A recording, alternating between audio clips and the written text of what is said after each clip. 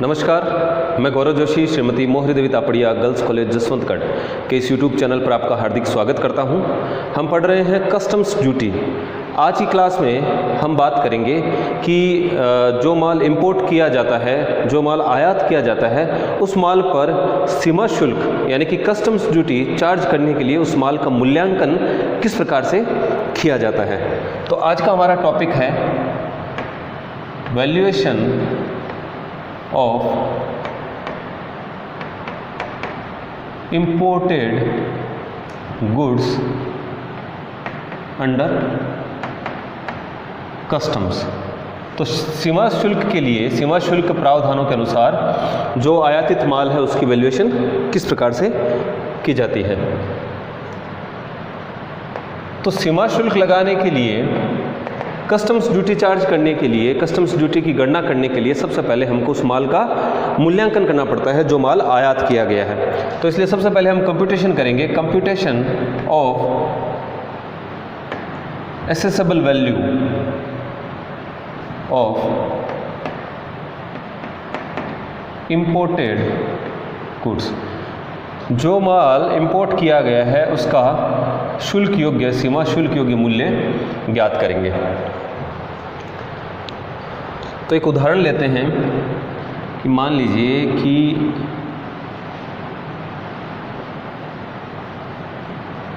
ये इंडिया है और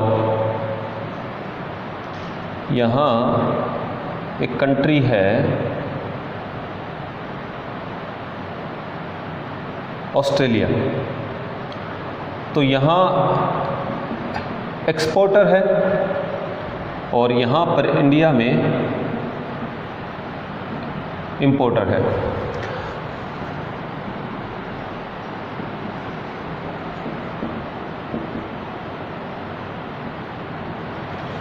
तो इंडिया का इंपोर्टर और ऑस्ट्रेलिया का एक्सपोर्टर। तो इंडिया का एक जो व्यवसायी है वो ऑस्ट्रेलिया से कोई माल मंगवाना चाहता है और उस माल के लिए इन दोनों के बीच में जो मूल्य निर्धारित हुआ है माल खरीदने के लिए, वो व्यवहार मूल्य कहलाता है, ट्रांजैक्शन वैल्यू।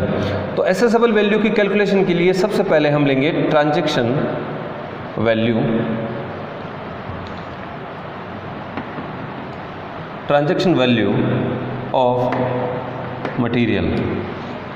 जो भी सामग्री आ रही है, जो भी गुड्स है, ट्रांजैक्शन वैल्यू ऑफ गुड्स, उसका व्यवहार मूल्य लेंगे। अब इन दोनों के बीच में समझौता हो गया किसी माल को खरीदने के लिए। ये एक्सपोर्टर है, यहाँ पर स्थित है, और ये इंपोर्टर है। अब जब इन दोनों के बीच में समझौता हो गया तो जो एक्सपोर्टर है ऑस्ट्रेलिया का, इसने माल अपने व्यावसायिक प्रतिष्ठान से या इसकी जो फैक्ट्री है वहाँ से इस माल को ऑस्ट्रेलिया के पोर्ट तक पहुँचाया। तो पोर्ट तक पहुँचाने के लिए जो इसने भाड़ा चुकाया और रास्ते के लिए जो इंश्योरेंस करवाया, वो भी हम ट्रांजैक्शन वैल्यू में ऐड कर देंगे। यहाँ पोर्ट तक पहुँचाया माल भेजने के लिए, तो पोर्ट जब इसने फ्रेट और इंश्योरेंस चार्जेज टू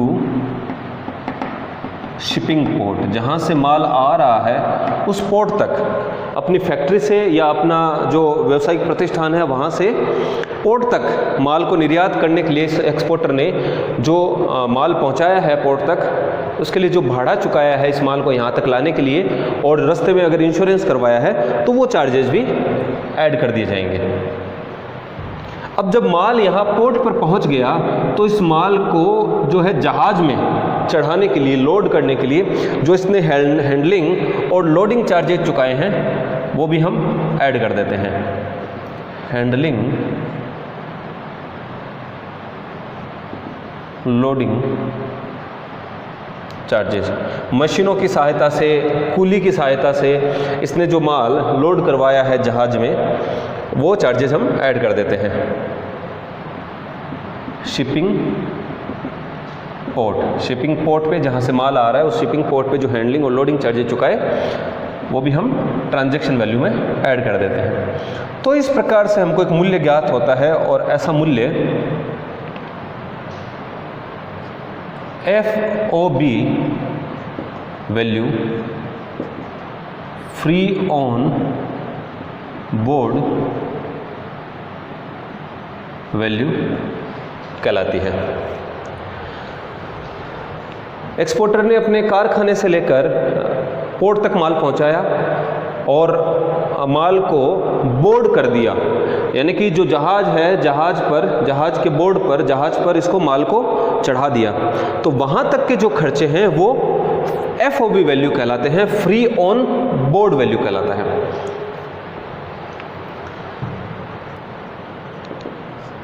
एक्सपेंसेज या charges if not included,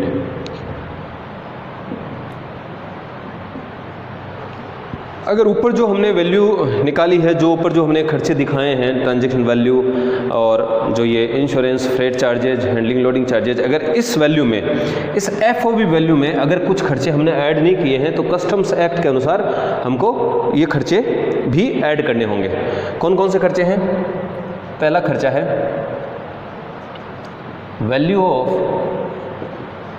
material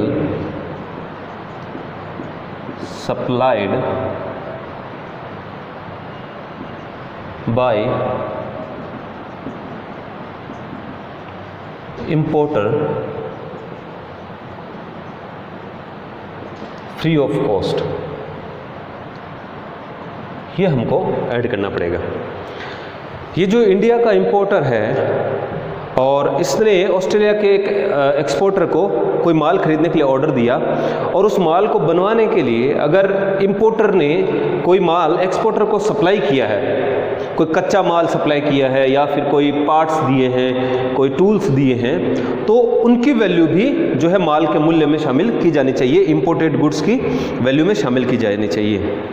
अगर इस ट्रांजैक्शन वैल्यू में अगर इस मटेरियल की वैल्यू सम्मिलित नहीं है, जो मटेरियल इंपोर्टर ने एक्सपोर्टर को माल को बनाने के लिए दिया है, कच्ची सामग्री के रूप में, कोई पार्ट्स के रूप में या फिर कोई औजारों के रूप में दिया है, तो उसकी वैल्यू अगर हमने FOB में सम्मिलित नहीं करी है, ट्रांजैक्शन वैल्यू में सम्मिलित नहीं है, तो फिर उसको जो है ऐड किया जाना चाहिए FOB में। दूसरा, ब्रोकरेज कमीशन ऐड किए जाने चाहिए, लेकिन बाइंग कमीशन को माल के मूल्य में शामिल नहीं किया जाना चाहिए।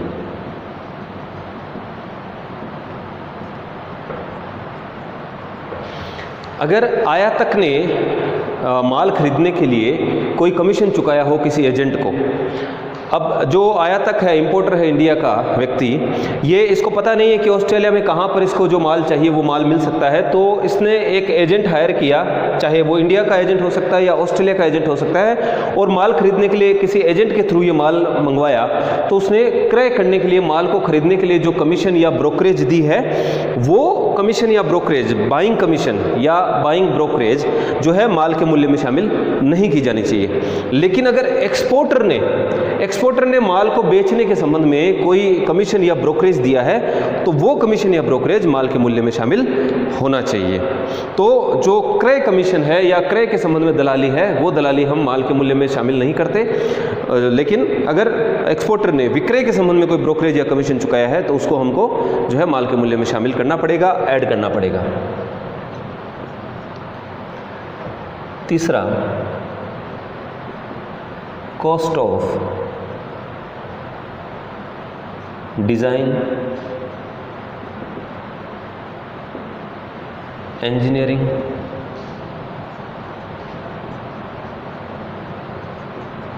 डेवलपमेंट वर्क,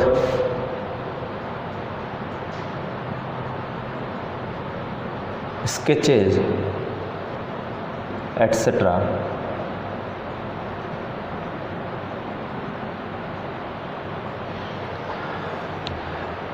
अगर कोई एक्सपोर्टर कोई ऐसी वस्तु का निर्माण कर रहा है जिसको बनाने के लिए कोई डिज़ाइन बनवानी पड़ेगी, डिज़ाइन का खर्चा करना पड़ेगा, कोई इंजीनियरिंग का काम करना पड़ेगा, कोई इसके नक्शे बनवाने पड़ेंगे, स्केच तैयार करवाने पड़ेंगे। और इस प्रकार का खर्चा अगर भारत के बाहर किया जाता है, एक्सपोर्टर के द्वारा किया जाता है, और अगर वस्तु की लागत में, वस्तु के मूल्य में अगर उसको शामिल नहीं किया गया है तो हम इसको वस्तु के मूल्य में शामिल करेंगे। आयात की गई वस्तु के जो है वैल्यू में इसको ऐड किया जाना चाहिए। लेकिन ये खर्चे आउटसाइड इंडिया होने चाहिए, इंडिया में नहीं होने चाहिए। चौथा है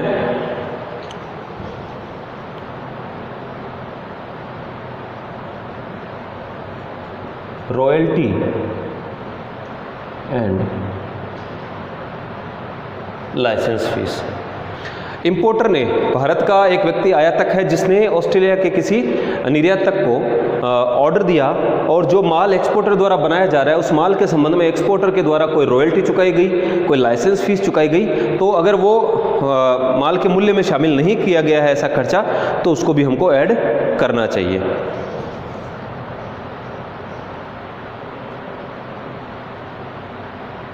पैकिंग कॉस्ट,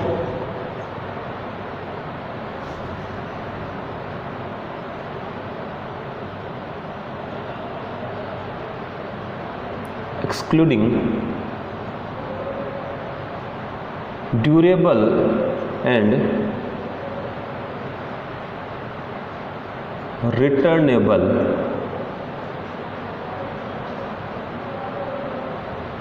पैकिंग। एक्सपोर्टर ने जो माल भिजवाया है इंपोर्टर को इंडिया में, उस माल की अगर पैकिंग करके भेजी है और वो पैकिंग ऐसी है जो अस्थायी है, मतलब माल को खाली पहुंचाने के लिए उसकी पैकिंग की है, और फिर जब माल को प्राप्त किया जाएगा तो माल को निकालने के लिए उस पैकिंग को फाड़ दिया जाएगा, पैकिंग को नष्ट कर दिया जाएगा। तो अगर इस प्रकार की कोई अस्थायी नष्ट हो जाने वाली पैकिंग करके भेजा है तो उस पैकिंग की लागत को अगर ट्रांजैक्शन वैल्यू में शामिल नहीं किया गया है तो उस पैकिंग की लागत को, पैकिंग कॉस्ट को हमको माल के मूल्य में शामिल करना चाहिए। लेकिन अगर एक्सपोर्टर ने माल को किसी बॉक्स में भेजा है या फिर कंटेनर में भेजा है जो स्थायी है, जो नष्ट नहीं होता है और जिसको रिटर्न किया जा सकता है, यानी कि माल, एक्सपोर्टर ने माल इंपोर्टर को भेजा है इंडिया में कंटेनर में या ऐसे बॉक्सेस में जो कि ड्यूरेबल है, और इंपोर्टर ऐसे कंटेनर को, ऐसे बॉक्स को वापस एक्सपोर्टर को रिटर्न कर देगा, तो ऐसी पैकिंग कॉस्ट को शामिल नहीं किया जाना चाहिए। जो अस्थायी पैकिंग है, जो नष्ट हो जाने वाली पैकिंग है, उसी पैकिंग की कॉस्ट को जो है माल के मूल्य में शामिल किया जाना चाहिए। तो इस प्रकार से अगर ये खर्चे माल के मूल्य में शामिल नहीं है तो सीमा शुल्क अधिनियम के अनुसार इनको भी जो है एफओबी वैल्यू में शामिल करना चाहिए। और इन सब का टोटल करने के बाद जो आती है वैल्यू, वो आती है FOB value as per customs, यानी सीमा शुल्क अधिनियम के अनुसार एफओबी वैल्यू हमने अब ज्ञात की है। तो इस एफओबी वैल्यू पर टैक्स नहीं चुकाया जाएगा, जबकि टैक्स चुकाने के लिए हम जो एफओबी वैल्यू काम में लेंगे वो लेंगे FOB value as per customs, इन सभी खर्चों को सम्मिलित करने के बाद। तो कस्टम्स एक्ट, सीमा शुल्क अधिनियम के अनुसार जो यहाँ तक माल पहुँचा है एक्सपोर्टर ने, यहाँ तक अपने पोर्ट तक, शिपिंग पोर्ट तक जो माल पहुँचाया है, उसकी free on board value, FOB value इतनी होनी चाहिए इन सब खर्चों को ऐड करने के बाद। अब हमने FOB value as per customs ज्ञात कर ली।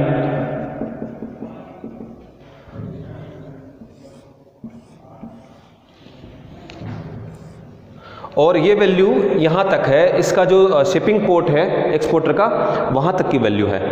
अब इसमें कुछ खर्चे और ऐड किए जाएंगे। पहला खर्चा ऐड किया जाएगा इंश्योरेंस।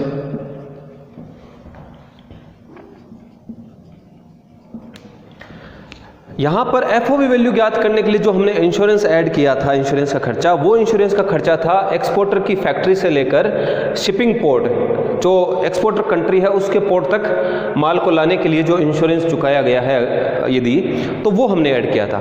अब जो एफओबी वैल्यू में हम इंश्योरेंस चार्ज कर रहे हैं, वो इंश्योरेंस हम चार्ज कर रहे हैं शिपिंग पोर्ट, यानी निर्यातक देश के पोर्ट से लेकर जो आयातक देश है इंडिया के पोर्ट तक माल को लाने के लिए जो समुद्र में या वायुयान मार्ग के लिए जो इंश्योरेंस करवाया है, जो बीमा करवाया है, वो हम ऐड करेंगे।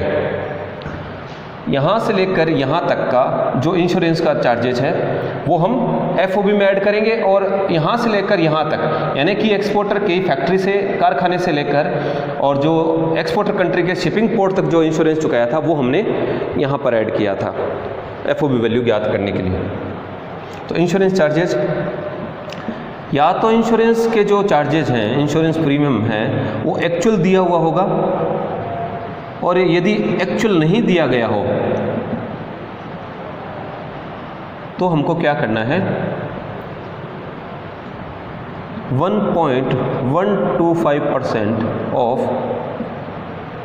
FOB value.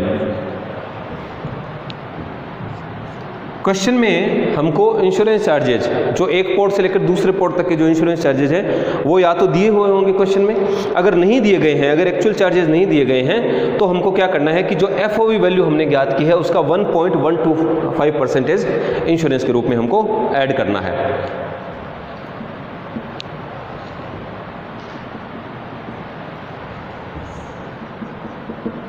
और दूसरा खर्चा हम ऐड करेंगे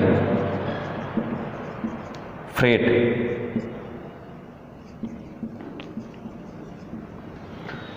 FOB वैल्यू ज्ञात करने के लिए जो हमने यहाँ पर फ्रेट चार्जेज जो ऐड किए थे वो फ्रेट चार्जेज थे एक्सपोर्टर की फैक्ट्री से लेके एक्सपोर्टर के पोर्ट तक के।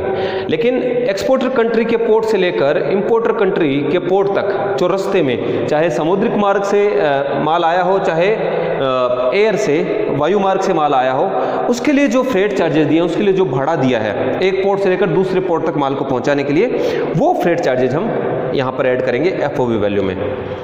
अब जो फ्रेट है, वो जो माल है वो या तो सी से आएगा या फिर एयर से आएगा। तो अगर सी से आता है तो फ्रेट चार्जेज ऐड किए जाएंगे, अगर एक्चुअल दिए गए हैं तो एक्चुअल ऐड करेंगे, और अगर नहीं दिया गया है, इफ नॉट गिवन, तो हम क्या करते हैं 20% ऑफ FOB वैल्यू हम ऐड कर देते हैं। तो फ्रेट चार्जेज अगर सी से, समुद्रिक मार्ग से अगर माल आया है, इंपोर्ट किया है, तो जो एक्चुअल फ्रेट दिया गया है वो ऐड करेंगे, और अगर फ्रेट की एक्चुअल अमाउंट नहीं दी गई है तो हम क्या करेंगे, ये जो FOB वैल्यू है उसका 20% ऐड करेंगे। और यदि जो माल आयात किया है वो वायु मार्ग से आया है तो एक्चुअल या और 20% of FOB value which ever is lower. अगर एयर से आया है माल तो अगर एक्चुअल दिया गया है फ्रेट का अमाउंट, तो एक्चुअल की तुलना करेंगे हम 20% ऑफ FOB वैल्यू से। अगर एक्चुअल अमाउंट दिया गया है एयर का, फ्रेट चार्जेस दिए गए हैं, तो एक्चुअल या 20% ऑफ FOB वैल्यू का 20% लेंगे और उन दोनों की तुलना करेंगे, और उन दोनों में से जो कम होगा, विच एवर इज लोअर, वो हम फ्रेट के रूप में ऐड करेंगे। और अगर एक्चुअल नहीं दिया गया है क्वेश्चन में, और जो माल है वो एयर मार्ग से आया है, और अगर एक्चुअल नहीं दिया गया है तो हम 20% of FOB value he add करेंगे। तो ये बात ध्यान रखनी है फ्रेट चार्जेस के लिए कि माल सी मतलब समुद्र मार्ग से आ रहा है या फिर वायु मार्ग से आ रहा है, और तो जो फ्रेट चार्जेज ऐड करने हैं उसके संबंध में हमको ये ध्यान रखना है। तो इन दोनों में से कैलकुलेशन करने के बाद में जो अमाउंट आएगा फ्रेट चार्जेज, वो हम ऐड कर देंगे FOB वैल्यू में। अब FOB में इंश्योरेंस और फ्रेट ऐड करने के बाद में जो वैल्यू आती है वो कहलाती है एसेसेबल वैल्यू। एक्सपोर्टर के पोर्ट से लेकर इंपोर्टर के पोर्ट पर आने के लिए जो रास्ते में इंश्योरेंस चुकाया है, जो भाड़ा चुकाया है, वो भी हमने एफओबी वैल्यू में ऐड कर दी और यहाँ तक ये माल पहुँच गया। और यहाँ तक पहुँचने के जो खर्चे हैं, जो टोटल कॉस्ट आई है, उसको हम कहेंगे एसेसिबल वैल्यू। अब इंडिया के पोर्ट पर अगर उस माल को उतारा जाता है, उतारने के संबंध में अगर अनलोडिंग चार्जेज या हैंडलिंग चार्जेज चुकाए जाते हैं तो उनको हम आयात किए गए माल की लागत में शामिल नहीं करते। Accessible value of imported goods में हम उसको शामिल नहीं करेंगे। और जब माल यहाँ पर पहुँच गया इंडिया के पोर्ट पर, उसके बाद में जो भी खर्चे हुए हैं, माल पर जो कर चुकाया गया है सीमा शुल्क के रूप में, या फिर इस माल को जो है पोर्ट से लेकर इंपोर्टर की फैक्ट्री तक या ले जाया गया है, तो उसके संबंध में जो इंश्योरेंस और जो भाड़ा चुकाया गया है, तो वो खर्चे हम ऐड नहीं करते। हम खाली यहाँ तक पोर्ट तक पहुँचने के तक जो खर्चे हुए हैं, इंपोर्टर के पोर्ट तक पहुँचने के जो खर्चे हुए हैं, वही हम ऐड करते हैं एसेसिबल वैल्यू ज्ञात करने के लिए। तो ये है एसेसिबल वैल्यू, या फिर इसको CIF वैल्यू भी कहते हैं, कॉस्ट इंश्योरेंस फ्रेट। CIF का फुल फॉर्म हो गया cost, FOB value as per custom है कॉस्ट, इंश्योरेंस है I और फ्रेट है F। तो इसको जो एसेसिबल वैल्यू है उसको CIF वैल्यू भी कहते हैं, कॉस्ट इंश्योरेंस और फ्रेट। तो इस प्रकार से आज की क्लास में हमने valuation of goods under customs में किस प्रकार से इंपोर्टेड गुड्स की एसेसिबल वैल्यू ज्ञात की जाती है वो हमने समझा। मैं आशा करता हूं कि आपको आज की क्लास में हमने जो भी पढ़ा आपको अच्छे से समझ में आया होगा। इस वीडियो को लाइक कीजिए, शेयर कीजिए, हमारे YouTube चैनल को सब्सक्राइब कीजिए। धन्यवाद।